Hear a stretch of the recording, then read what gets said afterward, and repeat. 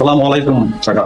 ওয়ালাইকুম আসসালাম রহমতুল্লাহ। কি ব্যাপার মেম্বার, এত লোকজন নিয়ে সাত সকালে আমার বাড়ি? কাকা, একটা খারাপ খবর আছে। খারাপ খবর?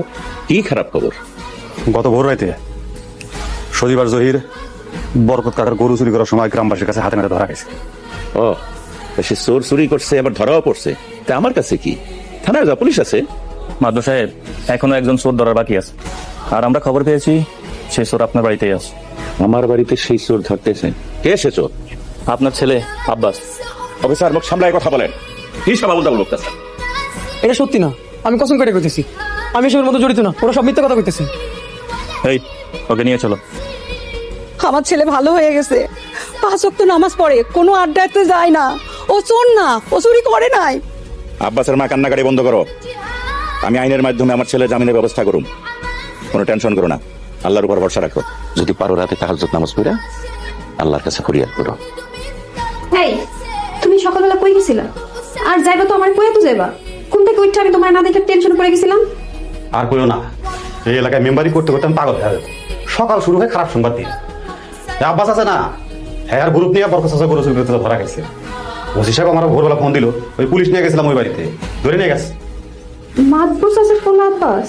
হ, তুমি এমন ভাবে কথা কইতেছো মনে হয় আমগর এলাকায় আব্বাসের 2-4টা আছে। হয়তো সিল মারা, সবাই তো হিসাবে জানে। হ, বিরাট রাজ উদ্ধার করে আসছো। যাও এখন হাত মুখ ধুয়ে আসো, আমি পড়াটা শেষ করে তোমার খাইতে দিতেছি। নুসরাত, তোমার ছাত্রীটা একটু ছাড়া যায় না 10 মিনিটের জন্য? ঠিক আছে নুসরাত, তোমারও নিশ্চয়ই খিদা লাগছে, আমার বেশি সময় লাগবে না। সাইজ করে দিয়েছে একবারে।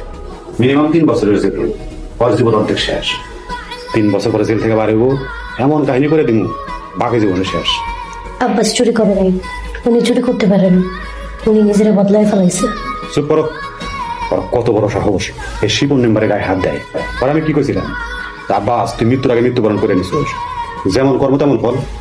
শিপন ভাই, মানুষের অভিশাপ নিয়ে না, আপনি আব্বাস ভাইরে মাফ করে দেন। বাহ, খুব দামি কথা কইছো তো।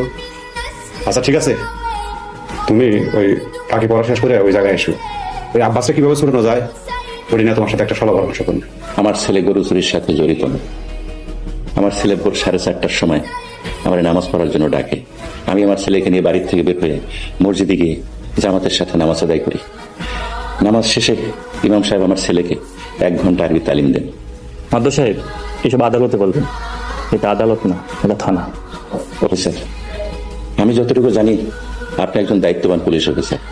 আপনি যদি একটু ভালোভাবে তদন্ত করতেন তাহলে হয়তো আসল সত্যটা বের হয়ে আসতো।